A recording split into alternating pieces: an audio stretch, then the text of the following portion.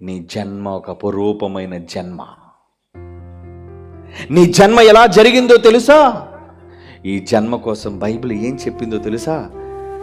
తల్లి గర్భంలో మనమంతా రూపుదిద్దుకోవటం అనేది విజ్ఞానం. ప్రపంచ ఎంబ్రియాలజిస్టులు అంటారంటే పిండోత్పత్తి శాస్త్రవేత్తలు. వినండి, ప్రపంచంలోని పిండోత్పత్తి శాస్త్రవేత్తలు, ప్రపంచ శాస్త్రవేత్తలు చెప్తున్నాను నేను. వాళ్ళు తేల్చి ఒక విషయం చెప్పారండి. ఏం చెప్పారు తెలుసా?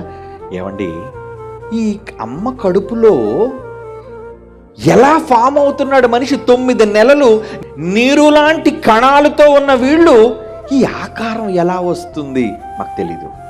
ఇట్స్ వండర్, ఆశ్చర్యం అన్నారు. ఎప్పటికీ మాకు తెలియదండి అని చేతులు ఎత్తేస్తున్నామని స్టేట్మెంట్ బహిరంగంగా ఇచ్చేశారండి ప్రపంచానికి. ఎందుకంటే నిజంగా తెలియదు వాళ్ళకి, ఎప్పటికీ తెలియలేదు.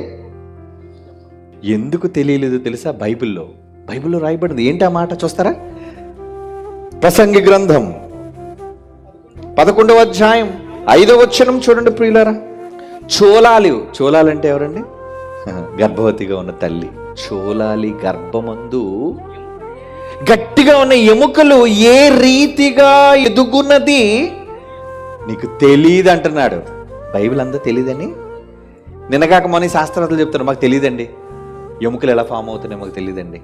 నరాలు ఎలా ఫామ్ అవుతున్నాయి మాకు తెలియదండి. దేవుడు చెప్పాడు, నీకు తెలియదురా బిడ్డ, నీకు తెలియదురా.